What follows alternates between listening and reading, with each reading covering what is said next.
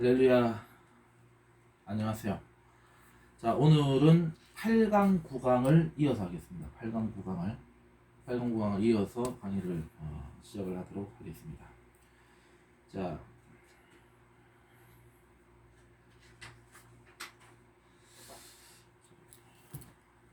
좀 펴주시고 47페이지 하반부죠. 이제 가을 축제. 그러니까 이제 이 지금 여기서 이제 가을 축제, 가을에 이제 그 수장절, 장막절을 지내는 거, 그 이제 목적이 있다. 그런 이제 부분을 설명한 첫 번째는 이제 가을 축제로서 야외 왕이 등극을 하기 위한 것이냐. 이것은 이제 아니다고 하는 것, 그거는 틀렸다고 하는 것을 우리가 얘기했고, 자, 그 다음에 가을 축제로서 그러면 언약을 갱신하는 부분에 쓰여졌을 것이냐 부분. 그 다음에 왕정 시온 축제라고 하는 것을 이제 하기 위해서 썼느냐. 그 다음에 이제 50페이지에 보면 가을 축제 결론. 가을 축제라고 하는 부분을 그러면 시편에서 그럼 과연 의미가 있는 것인지 없는 것인지, 이게 적확한 것인지 틀린 것인지를 이제 보자. 이렇게 보겠습니다. 자, 그러면은 그러니까 이 수장절을 지내고 한 해를 마무리하고 새해를 맞이하는 데 있어서 시편이 이제 쓰여졌다. 저는 그 가능성이라고 하는 것을 이제 배제하기는 어렵다. 그렇게 봅니다. 그렇지만은 그것이 과연 시편의 이 중요한 한 해의 그 목적이냐, 그 부분은 우리가 이제 생각을 할 수밖에 없다. 그러니까 그거는 조금 우리가 생각을 하기가 좀 쉽지 않은 부분이 이제 있다는 것을 우리가 이제 봐야 되는 거죠. 자, 그래서 이제 두 번째, 이제 가을 축제의 어떤 그 목적으로서 언약을 갱신하는 부분으로 보면 이제 시편이 쓰여졌느냐부터 이제 공부를 해보겠습니다. 자, 다른 학자들은 많은 시편을 가을 축제와 관련시키지만은 그 주제는 이 모빈켈이 제안한 것과는 다르다고 주장하였다. 바이저는 자신의 시편 주석에서 가을 축제의 주제는 신의 산 언약의 갱신이었다고 주장하였다. 자, 신의 산 언약의 갱신의 목적이 있다. 이렇게 이제 해석하는 경우죠. 주장을 했다. 이게 주장이라고 하는 것은 이제 어디까지나 이제 썰이지, 그게 어떤 이제 정설로서 이렇게 받아들여지기는 조금 어려운 면이 있지 않을까, 이렇게 이제 봐야 되는 거죠. 자, 두 시편이 이제 두 편의 시가 이 언약갱신과 관련이 있을 가능성이 높다. 첫 번째가 시편 이 50편 5절, 50편 5절. 그 다음에 81편 이렇게 이제 보고 있다. 되어 있죠. 자, 시편 50편 5절은 하나님과 자기 백성 사이의 언약 체계를 가리키고 있다. 이 시편은 계속해서 입술로만 경배하고 율법을 지키지 않는 이들을 비난하며 그들에게 회개를 촉구하고 있다. 예레미야 예가 2장 15절은 분명히 이 50편 2절을 암시하고 있으며 암시하고 있고, 이는 이 시편의 포로기 이전에 지어졌음을 보여준다. 시편 81편 역시 분명히 축제의 이 날을 염두하고 쓰였을 것이다.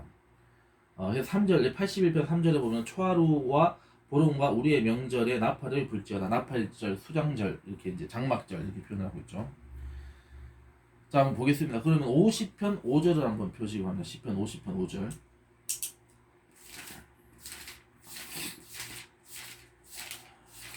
시편 50편 5절입니다. 자, 제가 읽겠습니다.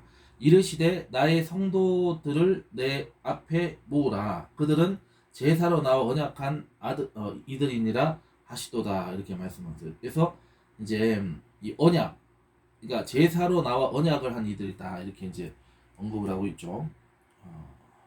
그 다음에 81편 가보겠습니다.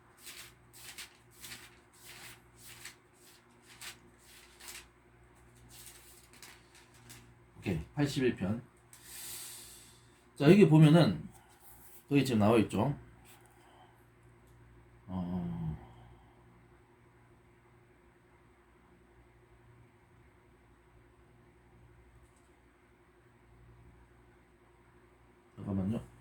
50편 아까 저 50편 다시 가보겠습니다. 여기서 지금 우리가 빠진 게 있어.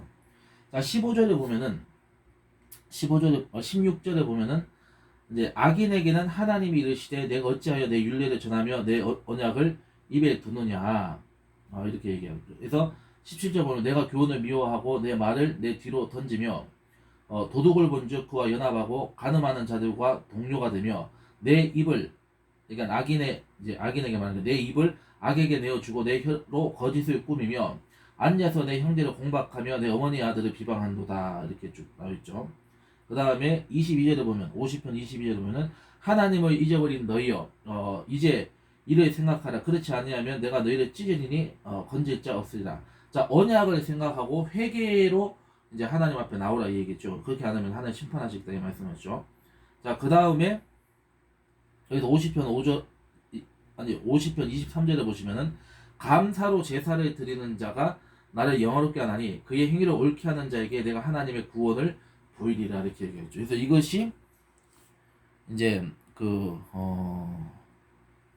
에레미야 에가서에 보면은 에레미야 에가를 한번 보겠습니다. 자 에가서 2장을 가보겠습니다. 에레미야 에가서 2장 5절 이 아니라 15절이죠. 15절. 자 15절을 읽겠습니다.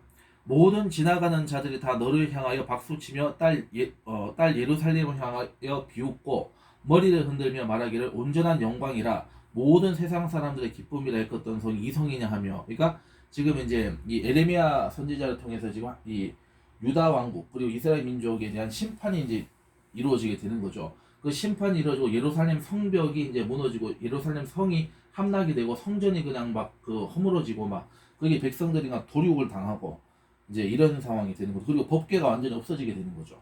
그래서 우리가 지난 시간에 뭐 법궤에 대한 얘기를 하면서 그 법궤는 이제 예수님으로 이제 이어졌다 이거를 말씀하는 거죠. 그래서 메시아를 기다려야 되는 시대로 이제 이렇게 나오긴 해서 어떤 의미에서는 중간사의 시작의 시점이라고 하는 것은 사실은 이 언약궤의 이 소실이 좀 없어지는 거죠. 이 언약궤의 소실, 어쨌든 소실로 봐야 됩니다. 왜냐하면 없어졌으니까.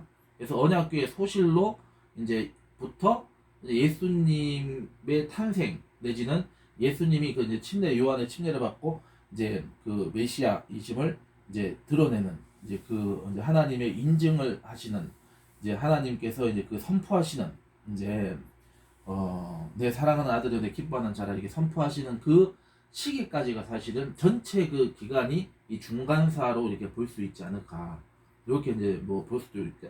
이거는 뭐 제 개인적인 이렇게 그렇게도 생각할 수 있지 않을까는 가설입니다. 근데 뭐 그거는 뭐 중간사에 대한 뭐 시점 뭐 기간에 대해서는 뭐 우리가 여러 가지 견해가 있으니까 뭐 그건 넘어가도록 하겠습니다. 어쨌든 지금 그 시대 지금 이 시대를 지금 암시하고 있다는 것을 얘기하고 있는 거죠.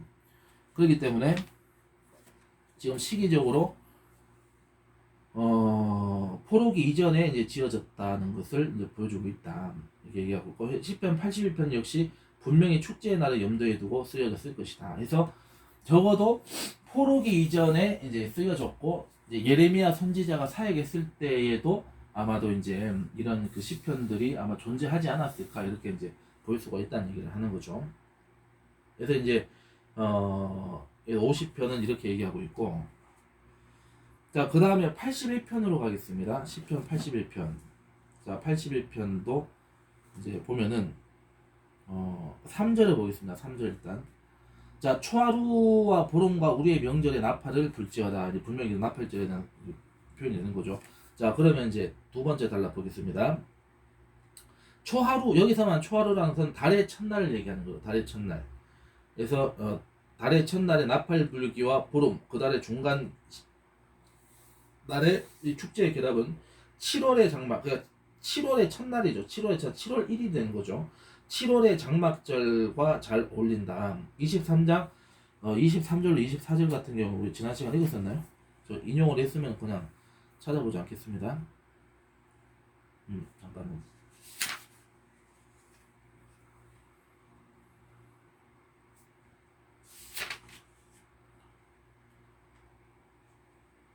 여기가 레위기로 지난 시간에 우리가 했었죠.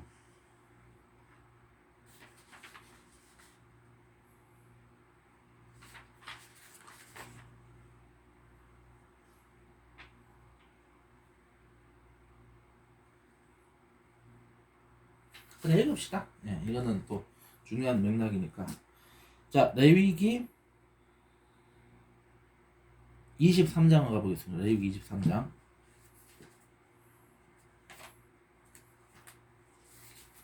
오케이. 레위기 23장 몇 절이죠? 23절로 24절이죠. 23절 24절. 자, 읽겠습니다. 시작. 야훼께서 모세에게 말씀하여 이르시되 이스라엘 자손에게 말하여 이르라. 일곱째 달 곧 그 달 첫날은 너에게 쉬는 날이 될지니 이는 나팔을 불어 기념할 날이요 성회라.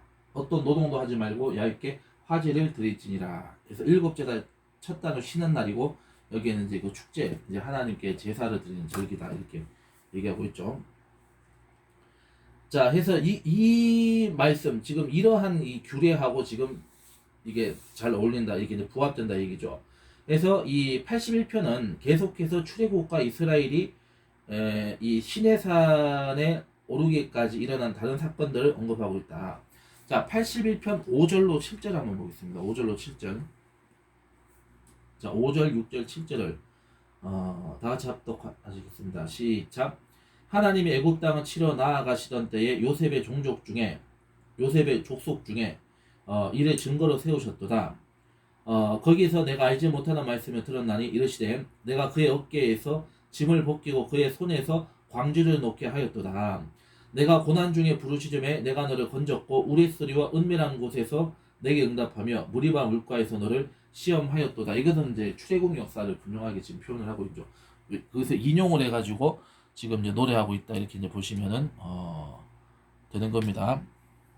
그죠? 자, 그래서 하나님의 음성을 들으라는 요청이 있고 나서 8절 보겠습니다. 자, 8절을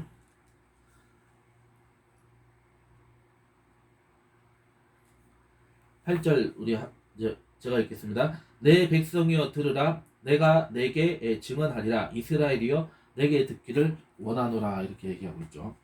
이게 있죠. 그 다음에 10계명의 시작 부분을 반영하는, 이게 반영을 해서 이제 지향하는 구절들이 이어진다. 9절 10절을 보겠습니다. 9절 10절에서 나와 있죠. 자, 너희 중에 다른 신을 두지 말며 이방 신에게 절하지 말지어다. 나는 너를 애굽 땅에서 인도하여 낸 야훼 네 하나님이니 내 입을 크게 열라 내가 채우리라. 내 입을 크게 열라 내가 채우리라 하였으나. 이게 10계명에 나오고 있는 거죠. 자, 그 다음에 하나님의 백성들이 하나님의 말씀을 듣고 순종하기만 하면 하나님은 복을 내리시기 원하신다는 사실을 표현한다. 훗날 유대 전통은 이 시를 장막절과 신년절기와 관련시키고 있다. 몇몇 학자가 주장하듯이 만약 시내산 언약이 위대한 왕과 봉신 사이에 맺었던 봉신계약을 모델로 하는 위대한 왕이신 야훼와 그의 봉신은 이스라엘 간의 봉신계약이라고 이렇게 해석을 한다면은 야훼의 왕권 주제는 이 가위 축제의 주제와 잘 들어맞을 것이다. 실제로 시편 95편 8절 즉위시를 분류하고 있는데 여기서는 무리바에서 이스라엘이 하나님을 배반한 사건을 언급하고 있다. 81편 7절에도 언급을 하고 있죠. 81편 7절. 자, 다시 읽겠습니다. 시작. 내가 고난 중에 부르짖음에 내가 너를 건졌고 우레소리. 이거 처음 읽는구나. 그럼 제가 읽겠습니다. 내가 고난 중에 부르짖음에 내가 너를 건졌고 우레소리에 은밀한 곳에서 내게 응답하며 무리바 물가에서 너를 시험하였도다. 이렇게 이제 언급을 하고 있고 또 이것이 어디에 있다고요? 95편 8절입니다. 95편 8절. 자, 95편 8절을 읽겠습니다. 시작. 너희는 무리바에서와 같이 또 광야의 마사에서 지냈던 날과 같이 너희 마음을 완악하게 하지 말지어다. 이렇게 이제 무리바 물가. 무리바 물가는 우리가 이제 모세가 백성들과 함께 이제 그 물 달라고 막 다투었을 때 이제 모세가 실족하는 사건이죠. 그래서 이제 그 지팡이로 이제 그 무리바 물가에 이 바위를 두 번을 때려가지고 이제 그 물을 내게 하는 사건. 바로 그 무리바 사건을 지금 이제 교훈을 삼아서 이제 그렇게 완악하게 하나님의 종을 대적한다든지 하나님을 대적하는 그 언약을 잊어버리고 하나님께 이 배반하는 그런 죄악에서 빨리 돌이켜야 된다. 그 메시지가 여기 이제 담겨 있다. 이렇게 발견할 수 있겠죠. 자, 이제 즉위시로 어쨌든 95편 8절은 보고 있다. 그래서 무리바에서 이스라엘이 하나님 배반한 사건을 언급하고 있다. 모세가 10계명이 기록된 돌판 언약궤에 넣어 두었으므로 우리는 그 언약궤가 언약 갱신 의식에서 어떤 역할을 하리라고 기대할 것이다. 그리고 시편 24편과 132편 역시 이 가을 축제를 배경으로 하고 있을 가능성이 있다. 실제로 이 바이제라고 하는 신학자는 대부분의 시들이 이 언약 갱신 축제를 배경으로 하고 있다고 주장하였다. 하지만 때로 그가 제안한 시편과 언약 갱신 축제 간의 연결 관계가 다소 빈약한 경우도 있다. 저기 그 출애굽기 40장 20절 잠깐 보겠습니다. 출애굽기 40장 20절.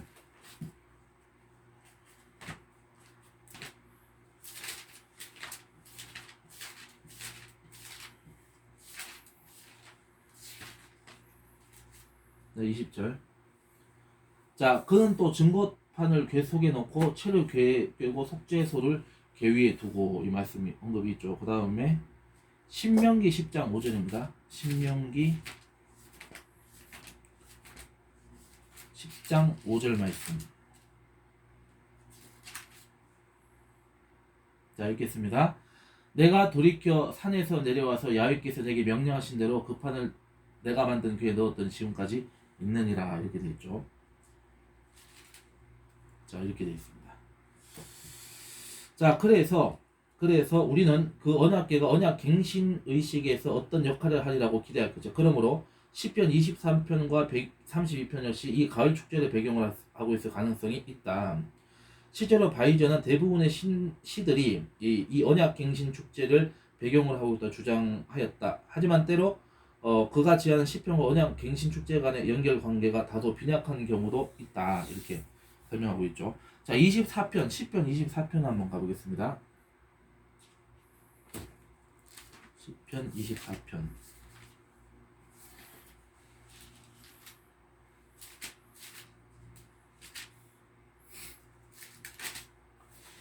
자, 한번 들어보겠습니다. 이게 과연 이제 언약 갱신적인 부분이 있는지 한번 보죠. 제가 읽겠습니다. 땅과 거기에 충만한 것과 세계와 그 가운데 사는 자들은 다 야훼의 것이로다. 야훼께서 그 틀을 바다 위에 세우시며 강들 위에 건설하셨도다. 야훼의 산에 오를 자가 누구며 그의 거룩한 곳에 설 자가 누구인가? 곧 손이 깨끗하며 마음이 청결하며 뜻을 허탄한 데에 두지 아니하며 거짓 맹세하지 아니하는 자로다. 그는 야훼께 복을 받고 구원의 하나님께 의를 얻으리니 이는 야훼를 찾는 족속이요 야곱의 하나님의 얼굴을 구하는 자로다. 문들아 너희 머리를 들지어다. 영원한 문들아 들릴지어다. 영광의 왕이 들어가시리로다. 영광의 왕이 누구시냐? 강하고 능한 야훼시오 전쟁에 능한 야훼시로다. 문들아 너희 머리를 들지어다. 영원한 문들아 들릴지어다. 영광의 왕이 들어가시리로다. 영광의 왕이 누구시냐? 만군의 야훼께서 곧 영광의 왕이시로다. 이렇게 노래하고 있죠. 자, 이거하고 그 다음 132편입니다. 132편.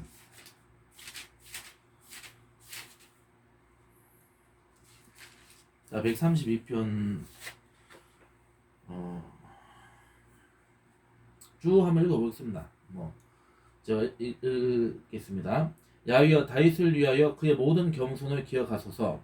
그가 야훼께 맹세하며 야곱의 전능자에게 서원하기를 내가 내 장막집에 들어가지 아니하며 내 침상에 오르지 아니하고 내 눈으로 잠들게 하지 아니하며 내 눈꺼풀로 졸게 하지 아니하기를 야훼의 처소 곧 야곱의 전능자의 성막을 발견하기까지 하리라 하였나이다. 우리가 그것이 에브라다에 있다 함을 들었더니 나무밭에서 찾았도다. 우리가 그의 계신 곳으로 들어가서 그의 발등상 앞에서 엎드려 예배하리로다. 야훼여 일어나사 주의 권능의 귀와 함께 평안한 곳으로 들어가소서. 주의 제사장들은 의를 옮기고 주의 성도들은 즐거이 외칠지어다. 주의 종 다윗을 위하여 주의 기름 부음 받은 자의 얼굴을 외면하지 마옵소서.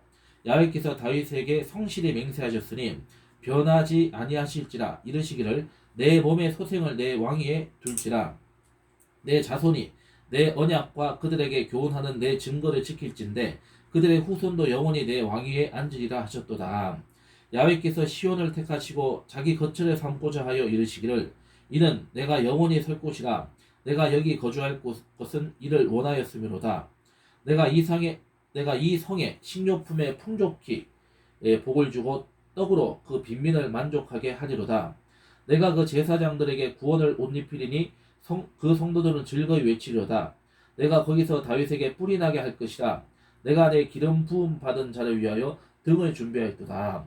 내가 그의 원수에게는 수치를 옷 입히고 그에게는 왕관이 빛나게 하리라 하셨도다. 이렇게 말씀하셨는데, 자 여기는 지금 주제가 지금 결국은 핵심적인 지금 인물이 누가 지금 나오고 있죠? 지금 132편 같은 경우는 다윗이 지금 언급되고 있죠. 그러면 지금 이거는 다윗 언약에 대한 갱신을 얘기하는 것인가?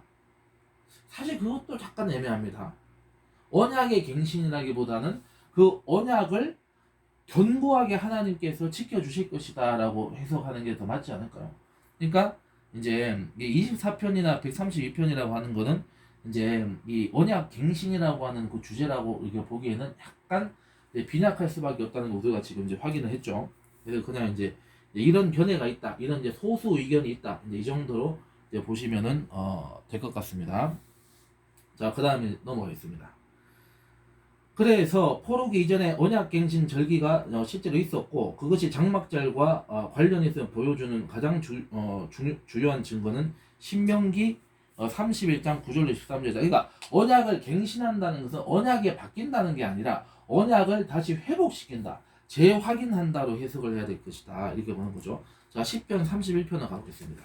신명기 31장, 신명기 31장입니다.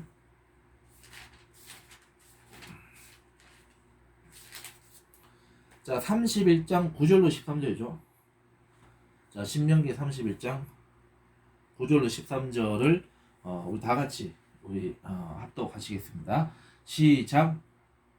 또 모세가 이 율법을 써서 야훼의 언약궤름에는 레위 자손 제사장들과 이스라엘 모든 장로에게 주고 모세가 그들에게 명령하여 이르기를 매 7년 끝에 곧 면제년의 초막절에 온 이스라엘이 내 하나님 야훼 앞 그가 택하신 곳에 모일 때에 이 율법을 낭독하여 온 이스라엘에게 듣게 할지니 곧 백성의 남녀와 어린이와 내 성읍 안에 거류하는 타국인을 모으고 그들에게 듣고 배우고 내 하나님 야훼를 경외하며 이 율법의 모든 말씀을 지켜 행하게 하고 또 너희가 요단을 건너가서 차지할 땅에 거주할 동안에 이 말씀을 알지 못하는 그들의 자녀에게 듣고 내 하나님 야훼 경외하기를 배우게 할지니라. 이렇게 해서 이 7회마다 7회라고 하는 것은 우리가 7절에서 49 지금 우리가 이제 오순절 그리고 이제 그 희년을 얘기하는 거죠. 그래서 7년이라고 하는 것은 이제 언약이 갱신됨과 동시에 어떤 그 모든 그 쌓였던 적폐들을 해소하고 이제 묵혔던 것을 풀어주고 이렇게 해야 되는 거죠. 그래서 그 7년마다 매번 그렇게 이제 이 변화가 되고 회복이 되면서 이제 최종적으로 이제 그 완성이 된 한 시대가 완성되는 것이 이제 77에 40, 50년째에 대희년이 이제 시작이 되는 이렇게 이제 되고 있는 거죠. 그래서 그러한 실질적으로 지금 이제 모세 율법을 통해서 하나님께서 이제 그 언약을 다시 재확인하고 다시 새롭게 다시 새 출발할 수 있는 그러한 이제 부분 절기나 어떤 그런 절차상에 있어서 이제 그런 부분들이 이 언약 갱신이라고 하는 그런 절기로 지내는 흐름이 생겼고 이스라엘 역사에서 그래서 이것이 장막절과 관련이 있다. 그래서 이 장막절과 관련이 있는 그런 언약 갱신을 담는 언약 갱신의 시들이 이제 이 가을 축제에도 불려지고 그 내용이 이제 지금 시편에 반영되지 않았을까? 이게 이렇게 이제 정리를 하시면은 이제 되는 것이죠. 지금 이 두 번째 태제가 되는 거죠. 언약갱신 가을 축제 이 부분에 대해서 이렇게 정리하면 되실 것 같아요.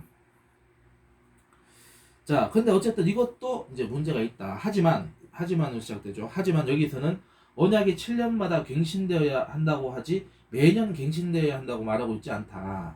이런 문제가 생기는 모순이 생기는 거죠. 그래서 어떤 학자들은 언약 신학 자체가 현재 형태의 신명기로 결정된 시기인 주전 7세기에 와서야 도입되었다고 주장을 한다. 이것도 밑줄로 쳐드리죠. 자, 매년 갱신대회가 이제 이 언약이 7년마다 갱신이 되어야 하는데 매년 갱신되어야 말하고 있지 않다. 매년 갱신은 아니다. 아니다. 어떤 학자들은 언약 신화 자체가 현재 형태의 신명기로 결정된 시기인, 이거 중요한 거죠. 결정된 시기인 주전 7세기에 와서야 도입되었다고 주장한다. 비록 호세아 선지자만 명시적으로 언약이라는 용어를 쓰고 있긴 하지만은 호세아 6장, 7장, 8절, 1절에 나오고 있죠. 이건 그냥 넘어가 있습니다. 그냥 여러분들 찾아서 봐주세요. 자, 언약 개념 자체는 주전 8세기, 언약 개념 자체는 주전 8세기 선지자들의 신학의 일부인 듯 보인다. 신명기 31장에 나온 언급은 아까 우리 읽었던 부분이죠. 그 말씀 언급은 훨씬 후대인 포로기 이전 시대에 행하던 것을 반영하고 있다고 볼 수 있다. 포로기 이전 시대에 행하는 것을 반영한다. 느헤미야 8장을 보면은 에스라는 제7일 장막절에 율법책을 읽고 있다. 그런 후에 언약 갱신을 하고 있다. 하지만 포로기 이후에 어느 시점인가 언약 갱신은 오순절과 관련 있는 의식이 되었다. 자, 또 우리가 봐야 될 게 포로기 이후에 어느 시점인가 언약 갱신 오순절과 관련 있는 의식이 되었다. 자, 레위기 잠깐만요.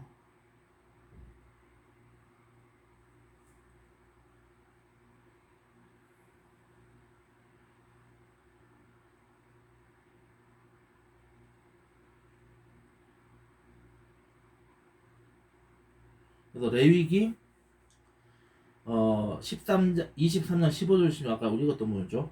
여기 나온 축제의 날짜를 주의 깊게 계산해 보면은 이 레위기 말씀에 근거해서 계산을 해보면은 이 축제가 열린 때는 이스라엘이 시내산에 도착한 제 3월이다. 출애굽기 19장 몇 절입니까? 1절이죠. 자, 출애굽기 19장 1절 한번 보겠습니다. 그러니까 실제로 이거는 지금 이것이 지내졌을 때의 그 시점에 지금 기록이 되어 있다는 거죠. 자, 19장 1절을 다 같이 우리가 찾아서 읽겠습니다. 시작. 이스라엘 자손이 애굽 땅을 떠난 지 3개월이 되던 날 그들이 시내 광야에 이르니라 이렇게 얘기하고 있죠. 그래서 제3월이다. 그래서 쿰난 공동체에는 제3월에 언약 갱신 축제 열었다. 그 밖에 더 넓은 유대교 진영에서도 점점 오순절의 시내산의 언약갱신과 율법 수요 사건과 관련시키게 되었다. 이렇게 보고 있죠. 이 축제의 날씨를 언약을 계산해 보면은 이제 맞지 않다. 그러니까 지금 이 언약갱신이라고 하는 것도 사실은 약간 지금 우리가 시편에서 이게 부분적으로 언급되어 있는 것은 이제 우리가 확인을 했습니다만은 그냥 그것이 전체 내용하고 지금 연관이 있는 것이냐, 전체 내용하고 지금 우리가 이제 이렇게 결정지어서 봐야 될 것인지에 대해서는 조금 이제 이 생각의 차이가 있을 수 있다. 이걸 지금 설명하고 있는 거죠. 그러니까 결과적으로 언약 갱신이라고 하는 것도 약간은 좀 비약적 해석이 될 수 있다. 이렇게 이제 지금 이 저자는 보고 있다 얘기입니다. 자, 그 다음에 가을 축제 또 세 번째 또 측면 이제 또 태제가 있습니다. 왕정시온 축제? 왕정시온 축제가 뭔지부터 우리가 한번 쭉 이제 설명을 하면서 보도록 하겠습니다.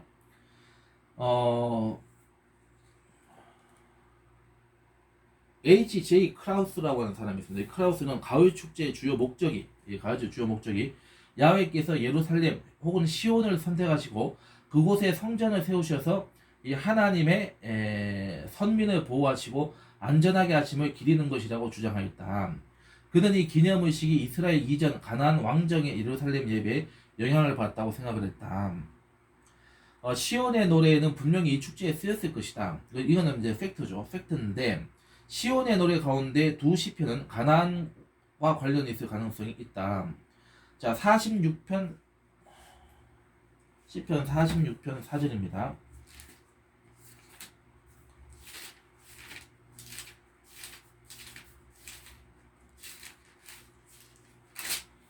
자, 46편 4절을 제가 읽겠습니다. 한 시내가 있어 나뉘어 흘러 하나님의 성 곧 지존하신 이의 성소를 기쁘게 하도다. 이 말씀 있죠. 그 다음에 5절에 보면은 하나님이 그 성 중에 계심에 성이 흔들리지 아니할 것이라 새벽에 하나님이 도우시리로다. 이렇게 말씀하고 있죠.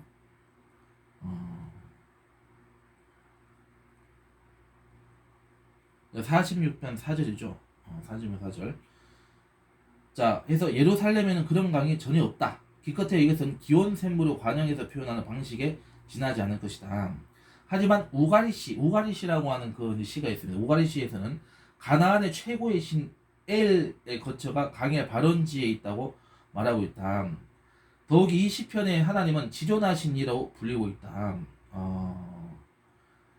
이는 아브라함과의 만남 이야기에서 예루살렘의 가나안 제사장이자 왕인 멜기세덱이 섬긴 하나님을 부를 때 쓴 호칭이다. 자, 창세기 14장을 한번 가보겠습니다. 실제로 근거가 있죠.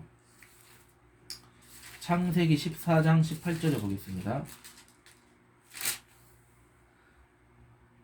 자, 14, 18절 다 같이 합독하십니다. 시작. 살레망 멜기세덱이 떡과 포도주를 가지고 나왔으니 그는 지극히 높으신 하나님의 제사장이었더라. 이렇게 얘기하고 있죠.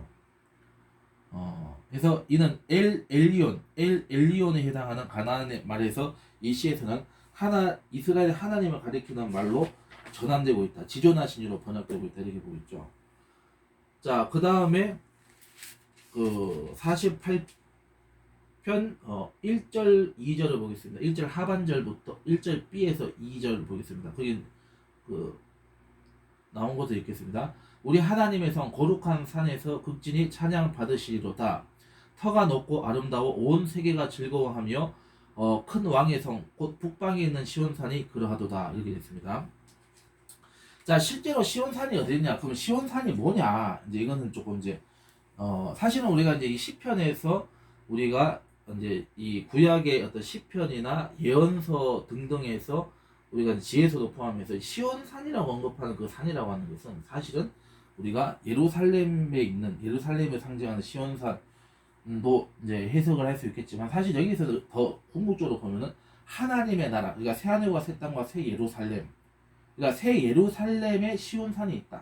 이렇게 이제 그 시온산을 하나님의 도성으로 이렇게 표현을 하는 게 좀 더 정확한 해석이라고 지금은 보고 있습니다만은 이제 그 당시에 그러면 시온산이라고 하는 것이 그러면은 과연 하나님의 나라만을 의미하는 것이냐? 이제 장차 우리가 이제 새 예루살렘 도성만을 이제 얘기하는 것이냐? 아니면은 이제 그 실제로 이제 시온산이라는 것을 그럼 어떤 산으로 봐야 될 것이냐? 뭐 이런 식으로 이제 갈 수가 있는 거죠.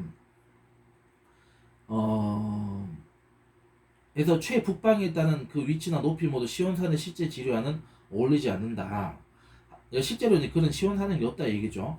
자, 이런 표현은 우갈시에서 바알신의 거처로 말하고 있는 신을 반영을 한다. 그러니까 그런 식으로 이제 그거는 가짜고 진짜 하나님, 진짜 그 이제 하나님이 거하는 산이 이제 시온산이 있다. 이게 시온산으로 이렇게 표현을 하는 것이다.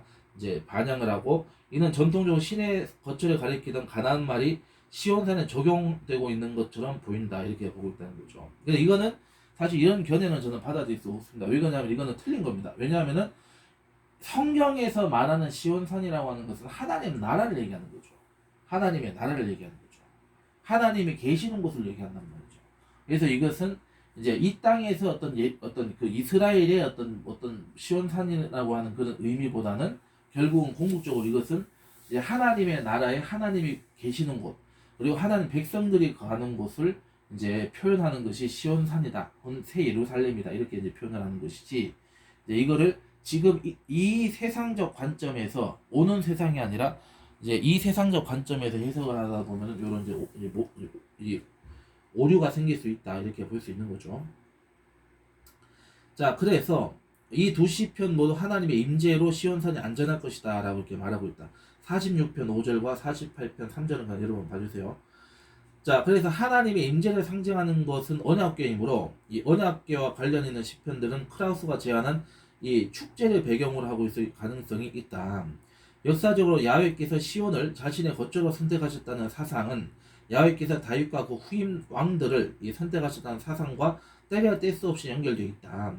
여부스 족속에게서 예루살렘을 정복하여 나라의 수도로 삼은 왕이 다윗이다.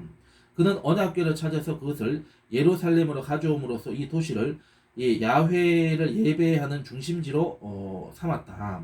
성전을 지은 왕은 그의 후임이자 아들인 솔로몬이었다.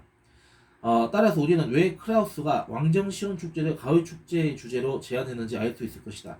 다윗왕이 이 땅 위에서 하나님의 통치를 대표하므로 제왕시와 야훼 즉위시의 배경이 왕정 시온 축제일 가능성이 있다. 이렇게 보고 있는 거죠.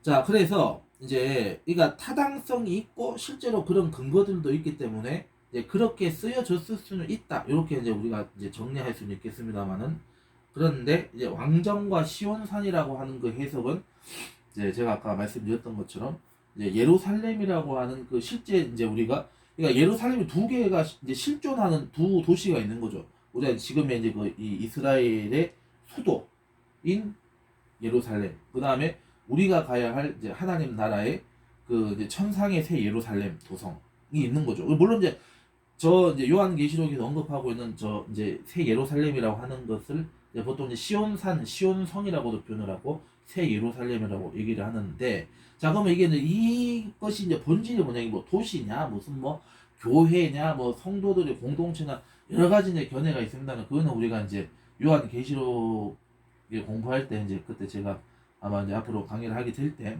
제가 그 부분을 제가 좀 명확하게 설명을 드리겠습니다만은, 제가 2년 전에 그 2019년도 여름에 제가 그 요한계시록 강의를 했었거든요. 근데 요한계시록을 다 못했어요. 요한계시록 한 열 몇 강까지, 19강인가? 뭐 20 몇 강까지 그때 하다가 중간에 이제 이제 중단됐는데, 그래서 제가 이제 그 요한계시록도 한번 제대로 이제 강의를 하려고는 해요. 그래서 거의 제 기억은 아마 7교회까지는 아마 했을 겁니다. 근데 뭐 그거는 뭐 처음부터 다시 해야 되겠죠. 근데 거기서 새 예루살렘에 대해서 제가 이제 사실은 이제 강의를 제대로 하려고 했었거든요. 근데 그때는 못했는데, 앞으로 이제 그 요한계시록 강의를 할 때 그 부분까지 이제 다 반영을 해가지고 이제 그 강의를 하려고. 그때 이제 새 예루살렘을 어떻게 해석해야 되는지에 대해서는 제가 그때 말씀 좀 드리겠습니다. 자, 어쨌든 그거는 결국 이 땅에서의 맥락이 아니라 결국 저 하나님 나라, 그러니까 우리가 가야 할 또 다른 실존적 세계의 그 실체인 이제 그쪽에 이제 저 오는 세상의 문제가 되는 거지, 이 땅에서 어떤 부분으로 이제 이렇게 결론이 날 수가 없는 것이다. 근데 이때는 이제 다윗 왕, 그다음에 예루살렘에 이제 해서 다윗 왕족의 관점에서 이제 포커스가 맞춰져 있다, 이렇게 보시면 되는 거죠. 그래서 이제 여부스의 땅이라고 하는 그 말이, 여부스의 땅이라는 말이 이제 그 예루살렘이라는 그 말이 여부스의 땅이라고 해서 약속된 가나안 땅 중에서 가장 복된 땅이 예루살렘이다, 이런 이제 메시지가 담겨 있다, 이렇게 보시면 되겠습니다. 자, 그래서 근데 어쨌든 이 크라우스의 제안은 이제 또 문제가 있는 게 뭐냐면, 모빈켈과 바이자의 견해보다 좀 더 추측에 의존하고 있다. 그러니까 조금 더 이렇게 약간 이 뇌피셜에 좀 가깝다, 이렇게 이제 이 사람 보고 있죠. 저자는 이는 그의 제안을 뒷받침해주는 기초적인 증거들이 시편 외에는 거의 존재하지 않기 때문이다, 뭐 이렇게 보고 있는데, 저는 뭐 이 왕정 시온 축제 부분은 저는 그러니까 말이 안 된다고 보진 않아요. 말이 안 된다고 보진 않고, 근데 이제 결론 부분이 조금 더 이렇게 가야 되는 거죠. 자, 모두 하나님의 임재로 시온산이 안전할 것이라고 말한다. 하나님의 임재를 상징하는 것은 언약궤이므로, 언약궤 형식은 저는 있다. 자, 그다음 중에 역사적으로 야훼께서 시온을 자신의 거처로 선택하신 사상은 야훼께서 다윗과 그 후임을 선택하는 사실과 세라테스로 연결되어 있다. 그 다음 여부스 족속에게서 예루살렘을 정복하여 나라의 수도로 삼은 왕은 다윗이다. 그는 언약궤를 찾아서 그것을 예루살렘을 가져오면서 이 도시를 야훼 예배의 중심지로 삼았다. 이렇게 이제. 그 다음에 성전을 지은 왕은 그의 후임이자 아들 솔로몬이었다. 성전을 지은 왕은 그의 후임이자 솔로몬이었다. 여기까지 보시면 될 것 같아요. 자, 그래서 지금 하는 게 잠깐만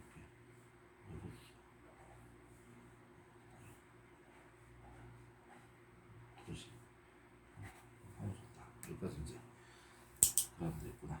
자, 그래서 이제 가을 축제 가설 이제 어쩌다 학설에 대한 이제 이 이름 자꾸 어니스 루카스의 저자의 이제 결론을 이제 이렇게 내리고 있습니다. 자, 가을 축제에 관한 모빙켈과 바이저와 크라스의 주장이 모두 옳을 수는 없다. 그들은 다른 주요 축제일 수 있는 증거물들을 각각 제시하고 있지만은 그들이 의존하고 있는 방법론에는 문제가 있다. 해석 자체가 문제가 있다 이렇게 보는 거죠. 이들의 문제점을 보려면은 공동 기도문 혹은 이와 비슷한 전례문 대우를 해체하고 각종 기도문과 찬송과 신조들을 대략 무작위로 다시 모으는 경우를 생각해 보면 된다. 아침 기도의 구조에 대한 이 분명한 증거가 없이 그 아침 기도에 쓰이는 전례문을 되살려내는 것은 매우 어려운 일이 될 것이다. 우리가 내릴 수 있는 가장 최선의 결론은 이것이다. 최선의 결론은 우리가 내릴 수 있는 최선의 이것이다. 모빙켈과 바이저와 크라우스는 예루살렘 성전에서 드린 예배의 다양한 주요 주제들을 지적하고 있다. 그러니까 모빙켈과 바이저와 크라우스는 예루살렘 성전에서 중요한 거죠. 예루살렘 성전에서 드린 예배의 다양한 주요 주제들을 지적하고 있다. 그러니까 다양한 목적으로 지금 이제 드려졌을 것이다. 다양한 목적이 있는데 거기에 이제 그 대표적인 것이 이제 가을 축제, 장막절, 수장절, 나팔절이라고 하죠. 이때 이제 이 시편들이 또한 사용되었을 것이다. 그래서 이제 아주 중요하게 사용이 되었을 것이다로 해석하는 게 맞지 않을까 이렇게 이제 보는 거죠. 자, 거기 이제 박스에 보시면은 우리가 자 43페이지로 잠깐 돌아오겠습니다. 43페이지 돌아와서 이 찬양이라는 이제 기원, 찬양의 기원에 대한 소개하는 글을 쭉 읽겠습니다. 읽고 이제 이 8번째 강의를 일단 마치겠습니다. 여러분이 즐겨 부르는 찬양의 기원을 발견한다면 흥미로울 것이다. 이런 정보를 주는 많은 찬양 자매서가 있다. 아래는 아주 중요한 몇몇 찬양에 관한 간단한 설명이다. 나 같은 죄인 살리신 부분에는 이 찬양은 이 지인인 존 뉴턴의 개인적인 고백을 담고 있다. 그는 자신을 이렇게 묘사한다. 한때 불신자였고 방탕자였던 나는 주 예수 그리스도의 자비로 살아남게 되었고 소생케 되었으며 용서를 받았다.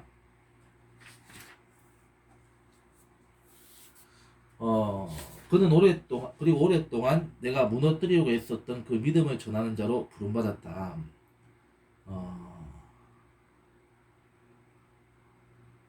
그 다음에 영어로 됐죠. Beautiful brokenness, God of the Fall. 이 현대의 찬양은 그레엄 캔드릭이 기독교 국제구호 단체인 티얼 펀드의 20주년 기념하여서 작곡한 것이다.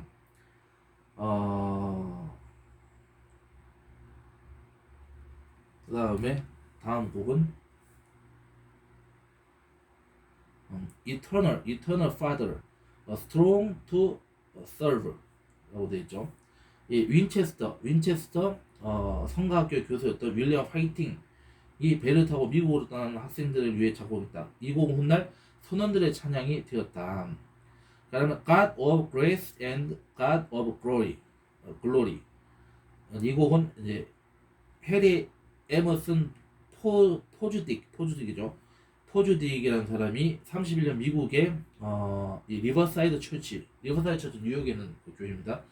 그래서 리버사이드 처치의 새로운 건물의 헌당 예배를 위해서 작곡하였다. 이 리버사이드 처치를 누가 지었습니까? 이 록펠러가 이제 이 지은 건물이죠. 헌당을 했습니다. 이 리버사이드 처치의 새로운 건물의 헌당 예배를 작곡하였다. 그는 이 곡을 새 교회 사회교회 간절히 드리는 개인적인 기도로 묘사하고 있다. 그 다음에 On World Christian Soldiers라는 곡이 있는데 Serving Bearing Good는 이 크로스 앤드 배너가 주최한 주일학교 행진 행사를 위해 이 곡을 지었다. 인도의 총독이었던 커즈는 1902년 인도 대 두루바르 시대에는 예배 때 이 찬양을 부르지 못하겠다. 이 찬양 가사 중에 왕관과 왕자는 쇠하고 왕국은 일어났다가 사라질 것이라는 구절이 있었기 때문에 그러니까 영국은 해가 지지 않는 하는 그 약간 국뽕이 있었는데 이제 거기에 약간 좀 이제 그 키스를 준다 해가지고 거절했다. 인도에서 못 불렀다. 뭐 이런 사연이 있네요. 자, 찬양의 기원을 보여준 안내서는 굴쿤과 노틀리가 있다. 근데 이거는 뭐 그냥 읽고 설명을 안 하겠습니다. 그냥 뭐 참고하시면 될 것 같아요. 그 다음에 넘어가서 자, 그 다음에 이제 51페이지 보겠습니다. 51페이지. 자, 왕권, 야훼의 왕권에 대한 그 설명을 좀 보도록 하겠습니다. 자, 모빈켈과 바이저와 크라우스가 제안한 세 가지 서로 다른 가을 축제의 형태에서, 그러니까 가을 축제가 이제 예를 들어서 이제 그 왕권 등극의 목적이 왕권 등극의 어떤 관점에서 이제 그 들여졌고 이제 그런 그 맥락의 시편들이 사용되었을 것이다는 견해가 있고, 그 다음에 언약을 갱신하는 그러한 그 이제 그 가을 축제로 이제 드렸을 때 이 시편들이 사용된 것이 있었을 것이다 견해. 그 다음에 왕정 시온 축제로서 이제 드려졌을 것이다. 가을 축제 때 드려졌을 것이다. 이 세 가지 견해라고 하는 것은 이제 어쨌든 이제 그 솔직히 이제 이 어니스 루카스의 관점을 봤을 때는 이제 뇌피셜이다. 이제 사실상 이렇게 얘기하는 거죠. 그러니까 이제 그냥 이제 가설은 가설일 뿐이지 이것을 우리가 그게 부합되는 거기에서 실제로 사용됐을 가능성은 우리가 이제 뭐 부정할 수는 없을지라도 근데 그것을 전면적인 어떤 시편의 어떤 중요한 어떤 그 이 목적이자 이제 그 이 활용되었던 그런 이제 그 이 사유로 보기는 좀 곤란하다 이렇게 이제 보는 거죠. 자, 그래서 다시 이제 이 설명 돌아와서 이 모빈켈과 바이저와 크라우스가 제안한 세 가지 서로 다른 가을 축제의 형태에서 모두 두드러지게 나타난 한 그룹의 시편들은 이 야훼의 왕권을 기리는 시편들이다. 이는 이 주제가 이스라엘 예배의 중심이었음을 암시한다. 절대 왕정에서 민주주의로 바뀌면서 하나님에 관한 이런 모델이 많은 사람에게 문제거리가 되었다. 여러분은 여기에 어떤 문제가 있다고 보는가? 이를 대체할 수 있는 적절한 모델을 생각해 볼 수 있겠는가? 이거는 지금 이제 현재 이제 20세기, 21세기를 살아가는 이제 이 크리스찬들에게 지금 우리는 거의 대다수 이제 이 기독교 국가들 같은 경우에는 이제 민주주의 이 국가를 민주주의 체제에 살아가고 있는 국가들인 거죠. 민주주의적 관점이나 어떤 시대적 맥락에서 봤을 때 그럼 이 왕이라고 하는 개념, 왕권이라고 하는 개념을 그럼 어떻게 우리가 이제 우리의 삶 속에서 적용할 수 있을 것인가 이런 걸 한번 질문을 던지는 거죠. 그런 것도 여러분들이 생각을 해 보시기를 부탁을 드리겠습니다.